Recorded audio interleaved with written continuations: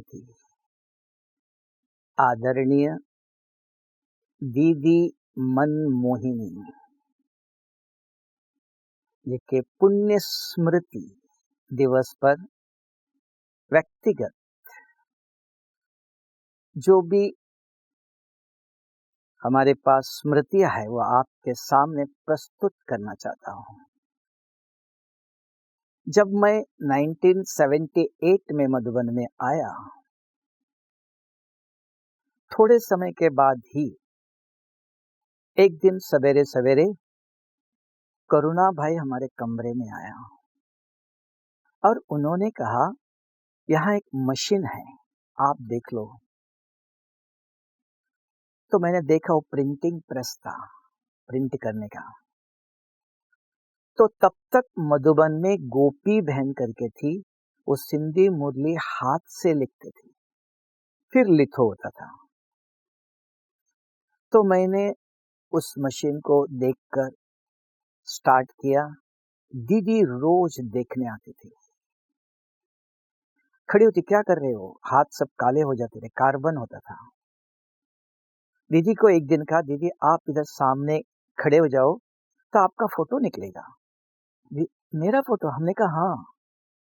दीदी खड़ी हो गई, ज्ञान मुरली करके वहां से प्रिंट हो गया दीदी का फोटो, और ज्ञान मुरली प्रिंटिंग करके दीदी को दिखाया। बहुत खुश हो गई।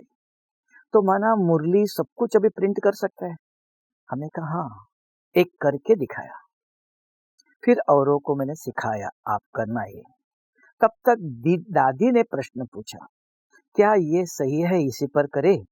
हमने कहा दादी इससे भी बहुत अच्छा बॉम्बे में 1 मिनट के अंदर प्रिंट होके निकलता है, इसमें हाथ काला हो जाता है, कार्बन निकलता है बहुत।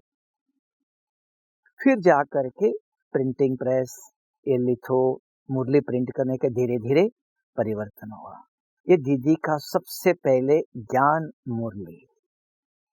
दूसरा मैंने देखा, दीदी पढ़ाई पर एक्यूरेट, मुरली क्लास में समय पर एक्यूरेट पहुंचती थी। हिस्ट्री हॉल में पेन और डायरी लेकर इधर उधर किधर में मुरली सुनते देखती रहती थी, पॉइंट लिखती रहती थी, सिर झुका हुआ ही है, लिख रही है।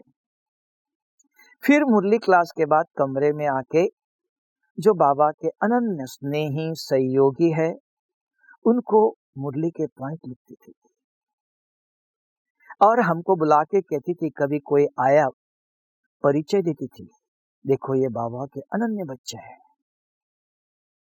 इनको आप टोली दे दो, इनके आप सेवा करो।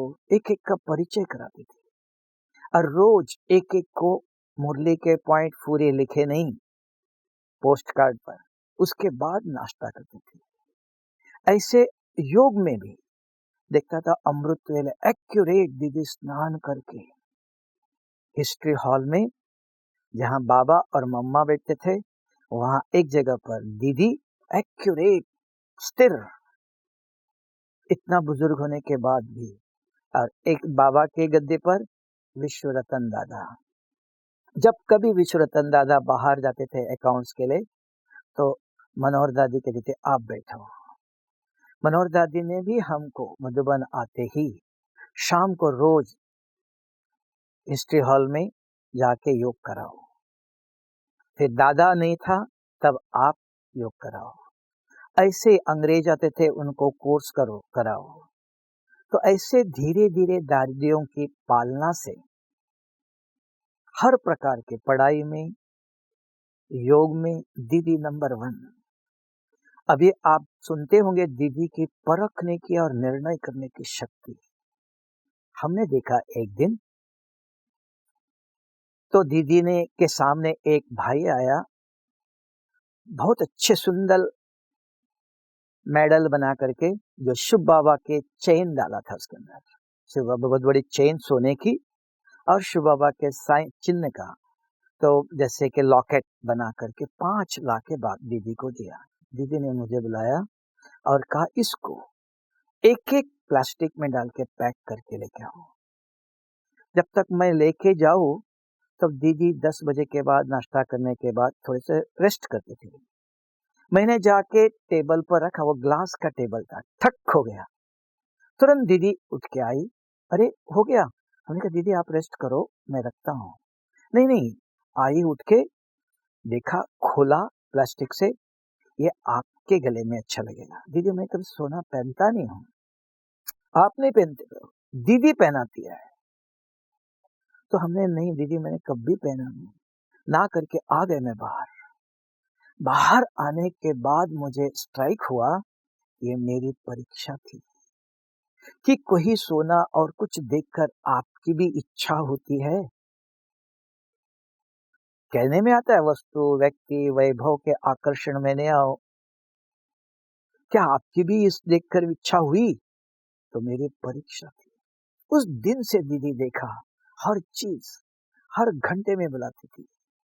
विश्वास, नजदीक, कहीं घूमने जा दीदी 10-11 बजे के बाद किचन में चक्कर लगाती थी। थोड़ी सी दीदी को सपोर्ट चाहता, हाथ में पकड़ के।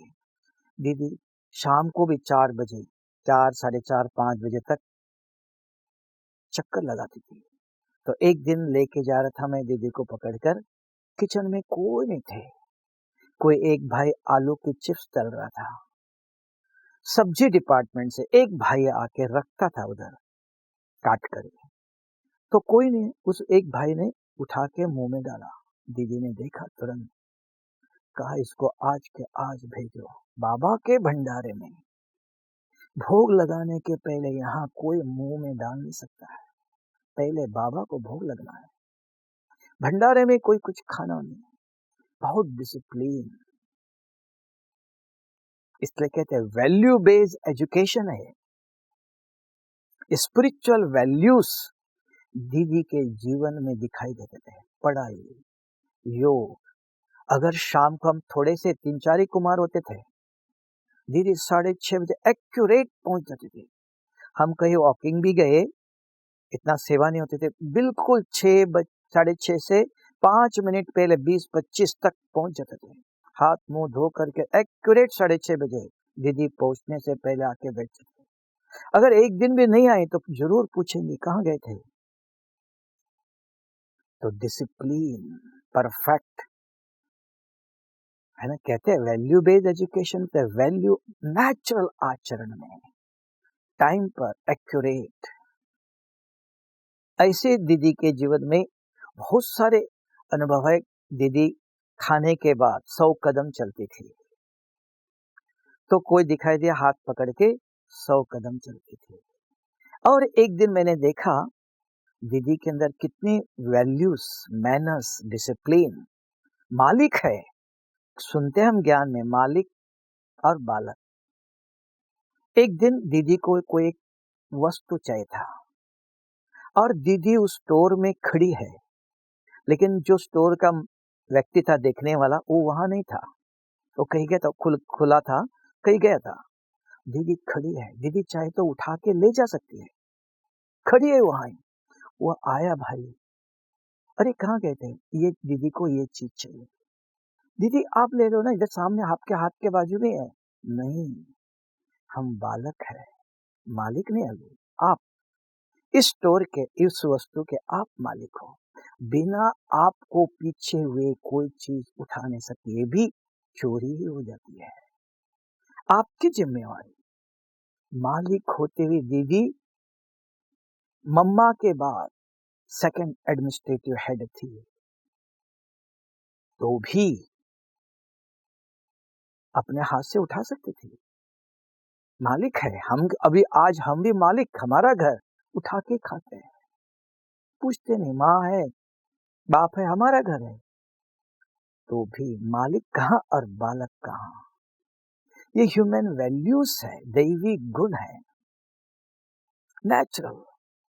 कर्मों में कैसे लाना है, कर्म करके। हम ज्ञान है, सुनते हैं, लेकिन प्रैक्टिकल आचरण में छोटी छोटी बात देखने में आता है, यही बड़ी हो जाती है, यही दैवी गुण सत्युग में आएंगे।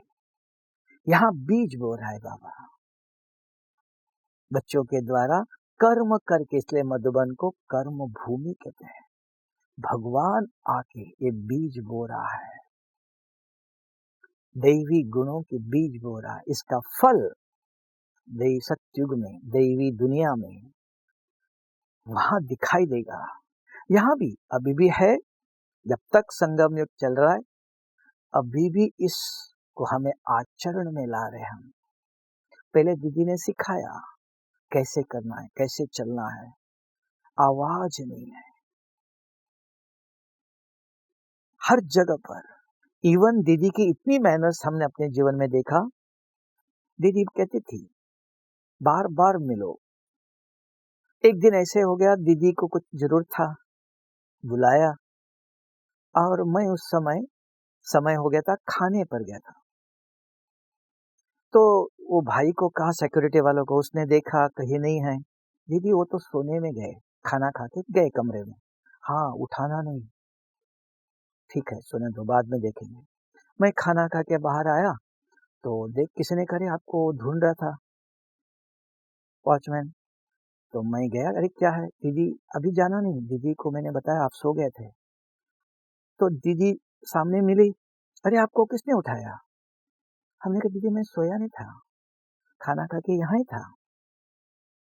माना जो कोई सो भी गया उसको उठाना नहीं। देखो एक दैवी गुण है, नींद सबको सुख देती है। इतना नहीं, आगे पढ़ाई पर भी एक्यूरेट कैसे। तो कभी कभी मुरली मिस होती थी, पढ़ाई के समय पर, मुरली के समय पर कोई ना कोई सेवा होती थी। तो एक दिन देखा मुरली क्लास में नहीं, तो दीदी ने पूछा कहाँ का थे? दीदी सेवा थी, मुरली सुन नहीं सकते हैं। दीदी ने तुरंत बुलाया, कहा मेरे कमरे में जो माइक है निकाल के इनको दे दो, जहां ये सेवा करता है। और सारे मधुबन में उस तरफ उस समय कोई किधर भी माइक नहीं थे, एक ही दीदी के कमरे में स्पीकर था। तुरंत दीदी ने बुलाया, कहा जहां ये सेवा करते वहां ये स्पीकर लगाओ, मुरली सुनना चाहिए।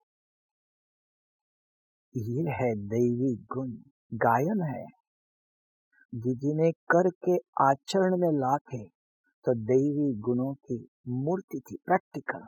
इसी को कहते हैं value based education.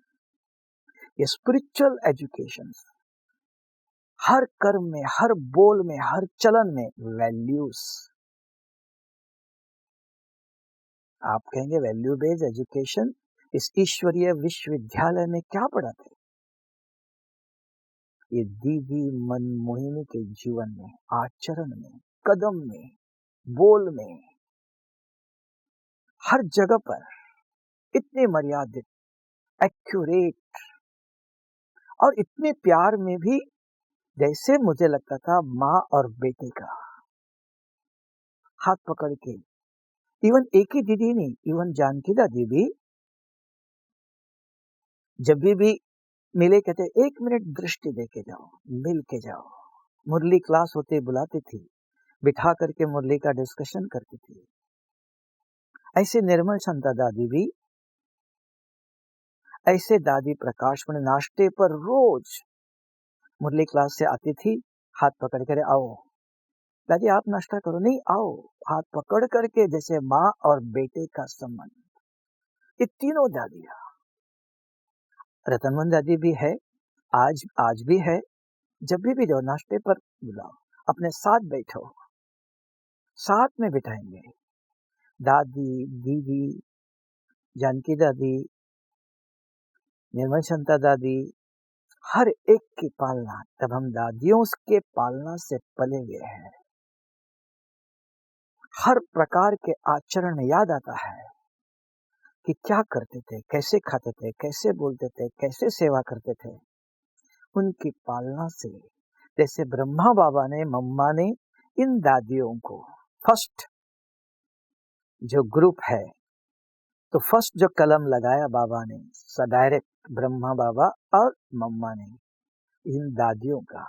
Second group, तो हम सबको इन दादियों ने पाला, सिखाया, कर्म करना दिखाया, कैसे करना चाहिए, हर प्रकार के चिकन, और विश्वास रखते थे। दूरी नहीं, सेवाधारी नहीं, बच्चे और माँ का संबंध इतना नजदीक का। तो अभी कभी भी याद आता है, कुछ भी होता है, दीदी ऐसे कहती थी, दादी ऐसे कहती थी। जानकी दादी भी लास्ट तक भी कहती थी, 1 मिनट मिल के जाओ। दृष्टि जान, दादी आप बिजी है? नहीं, कुछ काम नहीं, मिल के जाओ, देख के जाओ, दृष्टि देख के जाओ। जैसे माँ को बच्चों की दृष्टि चाहिए, मिलो। जैसे माँ और बच्चों का संबंध, ये दीदी के जीवन में प्रैक्टिकल देखा। ओम शांति।